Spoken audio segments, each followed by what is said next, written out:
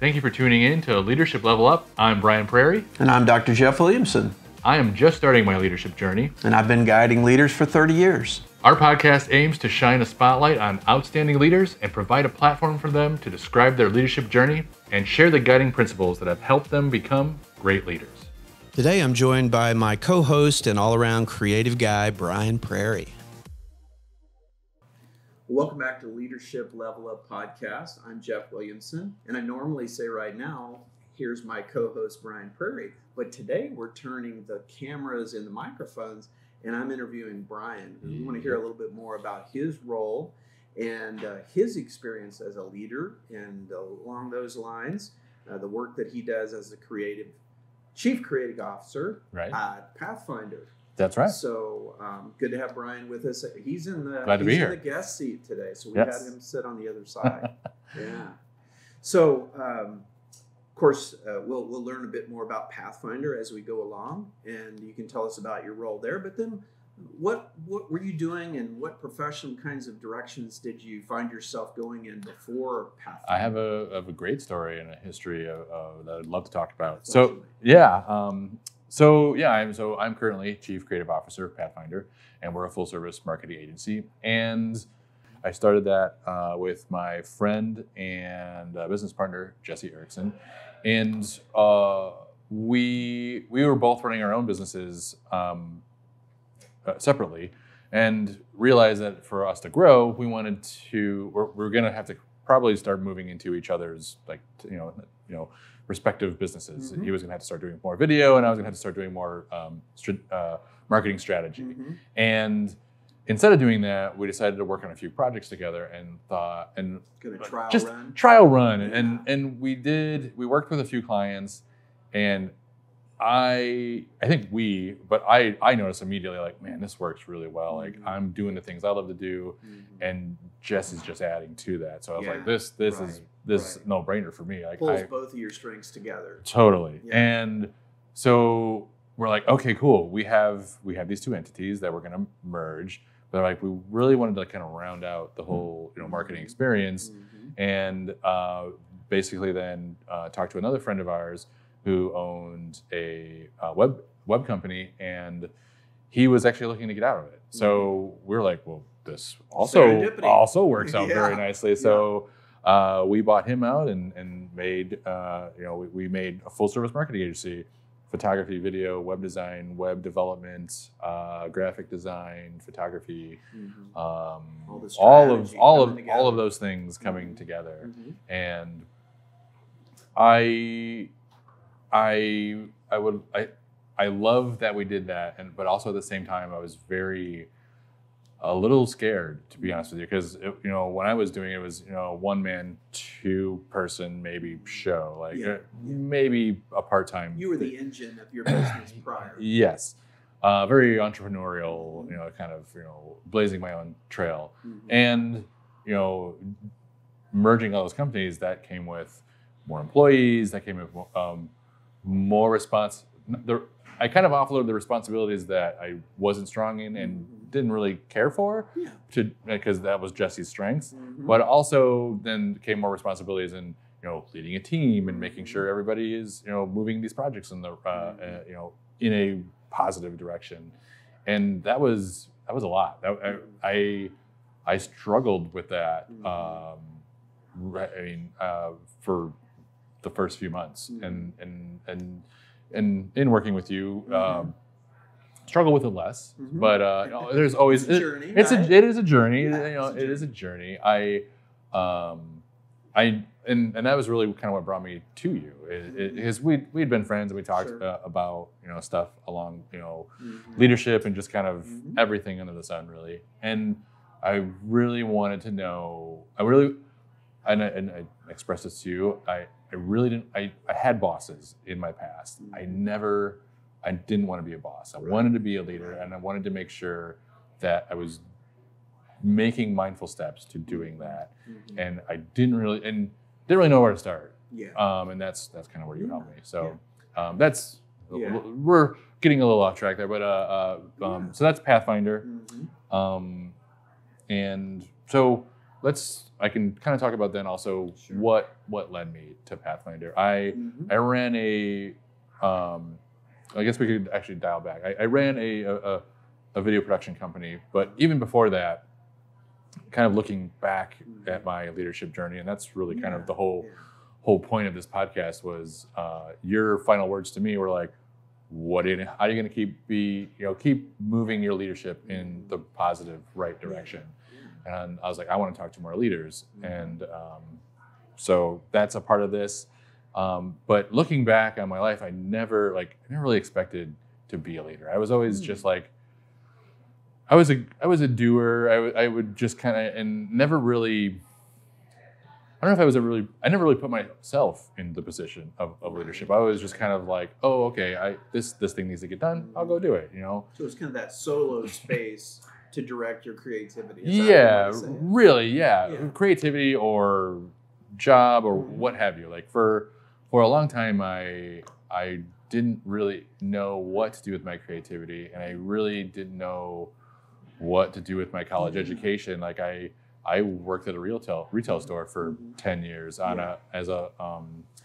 the back room and as a loading dock manager. Like so, I've had a plethora of jobs behind the scenes and the camera now. Yes, and that's exactly what it is. I'm behind the camera, and it wasn't until I started doing more like live events and weddings that I was like, oh, I really like kind of doing this kind of stuff. So that started to scratch your itch on the creative. It really did, right? Because working in retail paid the bills, made me comfortable, right. But I was really unhappy.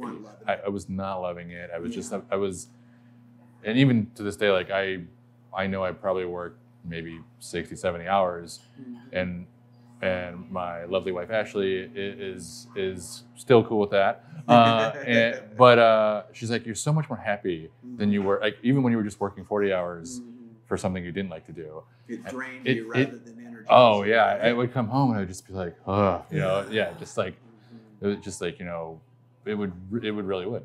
I would be just a shell of a person. Whereas now I come home like, yeah, I'm tired after those really long days, but I'm just like, oh, I got to do this. I got to do this. Thing happened. Yeah, exactly. So it was. I'm glad I made that decision, and that decision wasn't made lightly. Because going from comfort to something that is not sure is very scary, and also a position that I was not really comfortable putting myself in. But I also was like, I gotta do this because it's so. It just. I knew I wasn't loving what I was doing, and I felt drawn to. I was like, I'm drawn to this creative work. I'm drawn to creating videos or graphics or whatever. And finally, I was like, okay, if I'm going to do this, I need to just kind of all in, and because just doing it kind of with one toe in the water is not really doing it. It's like I need to really just hobby, right? It really was just a hobby at first. So I was like, okay. Let's do it, and all in. Haven't looked back since, really. Yeah. And that was how many years that you were on your own before you became 9? I was thinking it was 8 or so. Yeah, so 9 years on my own, and had again just learned a lot. And I feel like when I started my business, and even even just doing video work on my own or freelance. I like to tell everybody, like, I've made all of the wrong mistakes. So I want to share that with everybody else.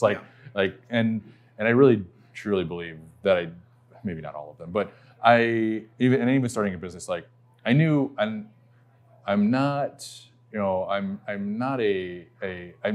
was never a business major, but I was not stupid either. I was like, I knew I needed to like do some research and read some books and kind of get some knowledge in that. That's your ideation strength. We talk about strengths a lot. That's your number one, ideation. You really got to think about it. You help me realize that I'm not stupid. I need to think about things. I need to think about things a little bit longer because I need to absorb it. I need to kind of just like it has to ruminate a little bit. So when I did first start my first business, it was rough. It was a lot of hard work, but still, I was like, there's something here. I really like this. Yeah. And then once I started, being able to like work with freelancers and work with other people, like the collaborativeness of creating videos and doing the creative things that we were doing, I was like, oh man, this is great. I love it when a group of us can sit at a table and everybody has an idea, and then it's nobody's idea. It just kind of like it coalesces. And refine it. Yes, and it coalesces into this thing that's just like, oh, awesome, and let's create this, and let's just go out and do it. So, that is my bit of a long story of my history, but there was a lot happening, and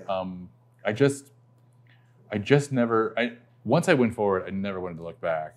I wanted to look back just to reflect, but I didn't want to look back as in any kind of regret or. Sure. There were some times where I was just like, man, I wish I would have started this journey a little bit sooner in my life, but I don't think I would have been ready for it, to be honest with you. Yeah. So I'm really happy with how all of this has gone forward.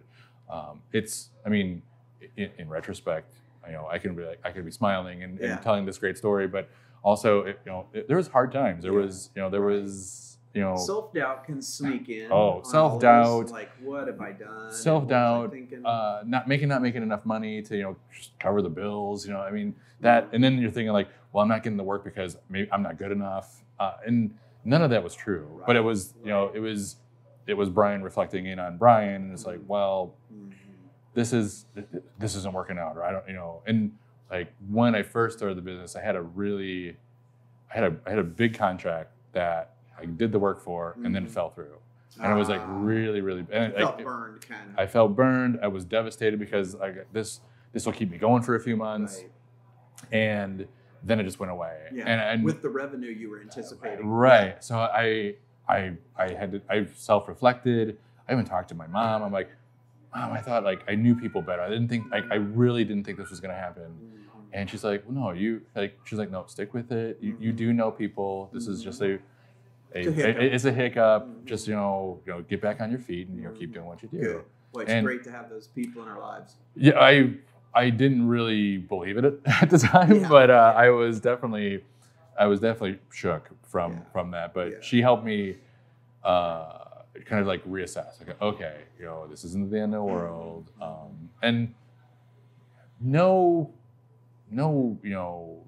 failures or veers, curves in the road are ever horrible. It's just it's inconvenient. Right. They're not terminal. It's okay. And again, I can kind of self-reflect on this now. At the time, I was just easier in retrospect. Isn't it? Yeah. It really is. I definitely at the moment I was just like, what am I going to do? I didn't really know. I knew what that's the thing. I knew what I wanted to do, and it wasn't working out in the way I thought it was. Yeah. Then once it started to, then I was like, okay, cool. That's a good point. We even have to refine our own picture sometimes of what we thought we were going to do, and I've experienced that in my own journey as an entrepreneur. Is I thought this, and this would be my sweet spot, so to speak. Right. And in some cases, that's been very true. Right.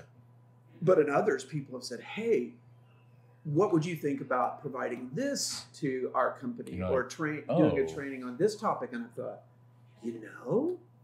I think that sounds really exciting. Yeah. But I hadn't thought of that to begin with. So part of that is being open to those opportunities. Oh, right. And to rethink, adjust, redirect, whatever the term you want to use. Mm-hmm. The other thing I thought was super cool is where you mentioned your mom encouraging you when that disappointment. It occurred to me how important it is to have those people that believe in us even when we maybe are doubting ourselves, right? Right. And something that I learned from you is, surrounding yourselves with your personal board of directors is what you like to call it. And I really, like, cool. My mom and dad are certainly that for me. And I have other friends and family that, that you can just and being able to have a real conversation with, and also getting a real answer. Like, I don't want to be like, oh no, you're going to do good. I don't want you to tell me this because that's what you think I want to hear. Like, I need the raw truth. I need the raw truths. Yeah. Sometimes we have people in our lives that will tell us what they think we want to hear. But I really, for me, and it sounds like for you, I really need people in my life that will tell me the truth as they see it.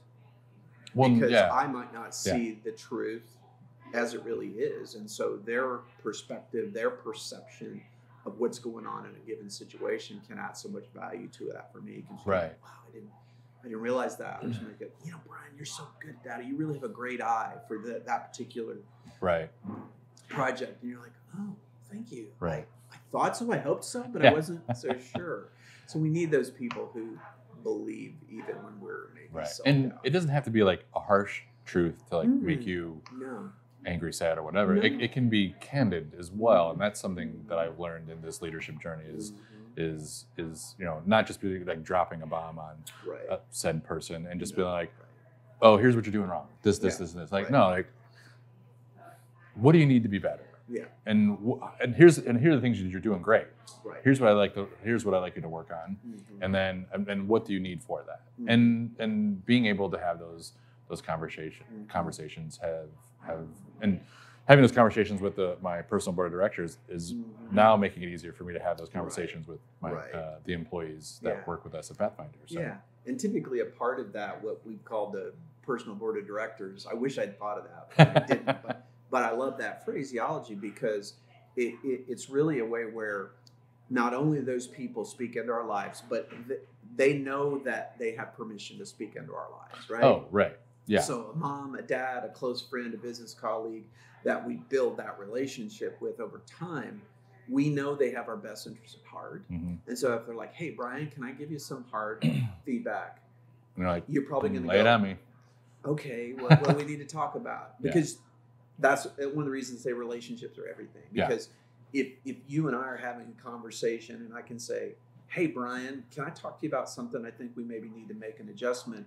By now, you know my heart. You know me well enough to go, he's not going to just beat me up for the sake of being critical. Right. There's probably something that I can learn here. And that's where it's so valuable to have other leaders speaking into our lives. Agreed. I 100% agree. I feel that in this journey, that the things that I've been leaning on the most is listening and building those relationships, and listening helps with that. And it's been a journey. It's been hard. It's been easy in some aspects and it's been hard in some aspects, but I think it continues for all of us. Oh, yeah, 100%. And what's been really fascinating about the journey is coming to that, and knowing that everybody has a different perspective. Like it's everybody has their own I don't want to say their own agenda, but really like they have their own journey that they're on as well. Motivation. Yeah, and being okay with that too. Like, and because especially working with creatives, it's harder. I think sometimes it's harder for non-creatives to like, well, how does this person work? And because it can be very different as a creative. Even the thought process and the decision making can be because mine is this way. I like to sketch things out, and some people might be, oh, well, I want to write something and then go and. By the way, I love your sketches when I see you in meetings. I'm supposed to be paying attention. I'm like looking to see what you're sketching out because it's always something cool. I like to doodle during meetings just because it helps me kind of like digest and kind of digest everything. But yeah, so the journey for me has been just really, it's been enriching for sure. There's been a lot of struggle in there as well, but working with you and reading some of the books that I've been reading, Creativity Inc. I love Creativity Inc. And what's weird is like I took your leadership course, and I was like, okay, this is good. And then like Creativity Inc. has been on my list like for probably like 3 or 4 years. So it's just been sitting there, but you hadn't actually. I hadn't really just pulled the trigger of like actually sitting down and reading it. And then finally, after I took the course, I'm like, I need to read this. And then I need to read it. I think I was reading it as I was taking your course too. A lot of it was kind of like a lot of what you were telling me was kind of being in it. And I see. One of the most like really just kind of jaw-dropping concepts that was in there. It's so simple, but it wasn't apparent to me. It was their vision at Pixar. It's a story about Ed Catmull and Pixar, and Ed was talking about how he talks to his directors and how he told his directors, fail fast, but fail early, and fail frequently as well. And I was like, wait, cool. He wants them to fail? Yes, he wants them to fail. But what does that mean? he turned failure into a good word instead of a bad word. Right. And he's like, failure was just learning. Yes. And I'm like, what did we learn? I love that. Yeah. And it's also, it turns this negative word, because failure, everybody, I think 100% everybody can say, Avoiding failure is like a human challenge for all of us. Of course. And him spinning it around, it's like, oh no, it's just a part of the process of doing something. And I'm like, that's wonderful. Kind of the old Thomas Edison story, he figured out 900 things that don't work. Now, we don't want to go that far if we don't have to. Right. But that idea that, if we try something and it doesn't work, that helps us direct or refine the creative direction, perhaps, that we're going on this project, to go, that didn't look right, or that didn't sound right, so let's redo that. Yeah. And we've even experienced that here. Oh, of course. And every venture, every adventure, everything you're doing always has some hiccup that maybe you're not prepared for, but that's c'est la vie. That's life, Right. Life has changed, so we have to deal with that. Exactly. And it's been fun along the way, dealing with change or leading, teaching change. I've found that, sometimes what we were holding on to so much, when we let go of that, and what we turned to that we maybe thought, this is a failure. Right. What we turned to led us to a much better thing, or a much better approach that was even more us. Oh. Right. And so that's when completely leading change is pure joy for me. Yeah. Because I can help people see, like, well, let's see where this might go. Let's map that out and look at this shift, or this oops, maybe even. Yeah. And that it really changes the direction for everything. I completely agree. I'm kind of a big dumb ox when it comes to like solving problems like that, where I just kind of try to run. Might be a little harsh, it's just, I just kind of keep trying to ram my head into it. And that was, brute force it. And every time I do that, and spend hours on said problem. And then looking back, I'm like, that was, why don't I just step away from this for a second, or take a walk, get your mind off of this thing. And then 100% of the time, a solution comes. Yeah. We're thinking more fresh thoughts. I found myself doing that. I always think, well, if I just throw more time into it, I just throw X, Y, or Z, and no, walk away from it. That little bit of margin is what helps us go, I mean, I'm sure you've had this too, right? Take a break, go out for a walk in the neighborhood, and I'm walking around, and I go, it's like, I thought of it. I know what we can do. And it gives us. I'm basically talking into my watch, getting notes. I'm like, it's like, note to self. Here it is, note to self. And it's like, and I don't know what it is about fixating on trying to get it all done at that one moment of time. And like I said, every single time I do that, I end up spending way more time on the problem trying to figure it out than I do actually figure it out. It's almost like we drilled down so far, we're not really seeing the whole landscape of things.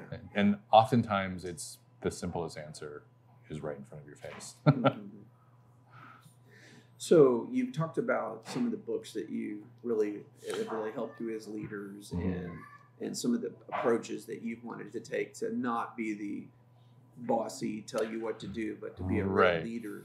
Who are some leaders, or some type of leaders that have really encouraged you to say, I watch or I follow, and it could be someone on a local level, or it could be someone on a national level, just say, I really admire you. You mentioned the author, from Creative Inc. As one. And maybe others. Say Ed Catmull, because I've been following Pixar since they've come into existence. That's a natural. And I really didn't know anything about Ed until I read the book, and I was like, oh wow, he was a creative that kind of sat in the creative world and in the engineering world, because that was his brain. Like his thing was kind of fused those together. Yeah, and so I was like, oh, that's really, really cool. I love that aspect of it because I feel I have a little bit of that as well. Like I sit in the creative world, I sit in, kind of like have a kind of, being an entrepreneur, you wear a bunch of different hats. But Ed was definitely one. Simon Sinek is another one in this kind of leadership space. What's Your Why? What's Your Why? Yeah. I've read most of his books. Always, they're very simple concepts. Yeah, I've always felt that way. But he shines a light. But he shines on a light on like what is actually like being said in here, and then also shining a light on what everyone else is doing as well, and not necessarily, not necessarily what's wrong or what's right, but just like here's what everybody else is doing, and it's maybe not working as well as they want it to, and here's why. And so Simon Sinek is another good one. Ryan Holiday is another one in that space. I listen to a podcast called Design Matters with Debbie Millman, and she talks to creatives in all ranges, whole spectrum, if you're creating something, she's talked to that person, and it's so fascinating to see and listen to all, and everybody, like I said, everybody's process is different. And truly is. So it's wonderful to kind of hear their processes about that as well. Another piece that touches on what you talked about, where the kind of leader that you want to be. I'm interested to hear, now in the current setting at Pathfinder, there are interns, there are video editors, there are content writers, there's a whole team of people, project management, that are working on a variety of things. What are some things that you feel like, hey, that fits for me, or that's worked for me as a leader in this new responsibility? Again, this maybe sound trite or too simple, but it's really listening to your team and being a good listener. And one side effect of the video business that I've been doing for a number of years is I've listened to a lot of interviews, and I had to build that. And I didn't realize at first that I'm building the skill that actually is working in other facets of my life now as well. That's right. And listening and I want to say being available, but not completely opening up your life to everyone, but just being accessible. Because and discussing the project in a way that leaves it open for everyone to add. Not just say, here's my idea, and this is the way we're going to do it. Nobody wants to be a part of that. That's not fun. No. Right. I know. I don't want to be a part of that. Yeah, I love when those moments come where someone on the team can say, hey, what if we try this? Or can we switch that up? And we're like, you're right. That's a great catch. Something that has unexpectedly brought me great joy is seeing that in my team. It's something either that maybe I've taught to them, or even just they're teaching it something of that they know to someone else. And whereas maybe I would facilitate a meeting between these two people, they are now just facilitating. You just watch it happen, and it's just happening. And I was like, oh my gosh, I love there's just something so electrifying and energetic about that to me, because it's like, oh, okay, cool. Now you're doing it. You're doing the thing that I was afraid to do. Rocket fuel is when I see other people learning new things and then teaching those to others. Because the saying goes, you never learn anything so well as when you teach it to someone else. And that's part of mentoring. That's part of leadership, is to go, hey, can I show you something? Right. And then they have that capacity to take it and run with it. Right. Yeah. It truly is just, it's just, it was a super fun byproduct of being a leader. Because I thought at first leadership was going to be like, well, it is a lot of work, but I didn't realize how gratifying, once, it's paying off in scores of dividends. I love it. Any final reflections just on leadership in general, things that you've observed or that you've learned over recent months? I'm trying to think. There probably a dozen, and since I'm a thinker, I'll think about it after we're done with this. That's okay. But something like, it's the listening part of it was huge. It's creating those relationships and also nurturing those relationships. Like you can't just create it and be like, oh, it's fine now. Away. Yeah, and you have to keep it up, because as is our process of creativity is ever changing, our relationships are ever changing with each other. So, and we have to meet people where they are at in those spaces. So, and making sure, and like I said, just always reflecting and being mindful of where everybody's at, because I know I'm always in a different space every single day, that I want people to have that same grace towards me as well. Never too much of that. Right. I mean, somebody just told me, I was on the phone with a client, and they're doing some really great things, and we got talking about leadership, and what she said, and I wrote it down too. It's sitting on my desk, and I think if I remember it right, it was leadership is an adventure, and being a good leader is taking your people on that adventure with you. And I was like, I love that shared concept, because it's a journey, it's an adventure. We're all going to learn something together. You know, it's not just I'm not going to just have an experience. Everybody's going to have their own experience. It's a we thing. And I was like, oh, I so love that. I so love that. Just that mind space of that. I'm trying to think of any other leadership bits and pieces. Let me turn it on you.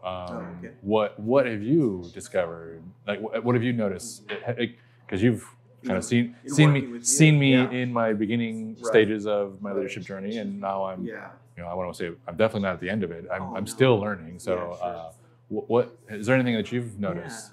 Well, as we, you know, I'm a strengths advocate. I teach strengths a lot, and we did some work with strengths. And, yes, we did. And going back to the ideation being your number one strength.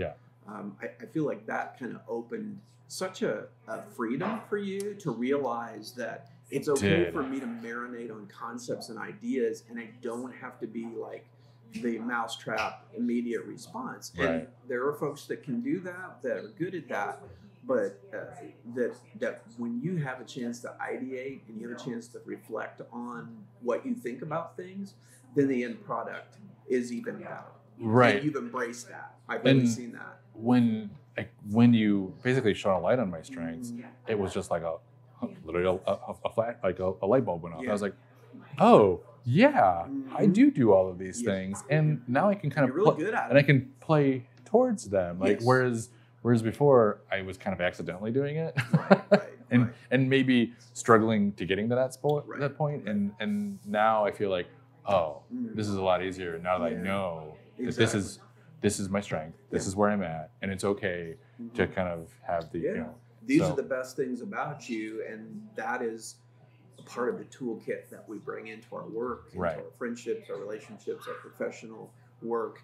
And so, I think that's definitely been an area where you've kind of gone, hooray, that's something good about me, you know? And we all need to have that recollection or that realization that I don't have to be good at everything, but these things, I'm really in my best spot, or I'm really in my best area of work and functioning when I'm using those strengths to my best. Well, because and others' best. I mean, I guess a little bit of, you know, in my history, like I always had this kind of an imposter syndrome, whereas I never felt that it's like, oh, well, I haven't worked hard enough for this, or I don't deserve where I'm at here. And so I would always just like, well, that's why this isn't working, or I just never, and then, you know, or we get thrown into a room of other communities like, why am I here? Yeah, you know? I've had that many times.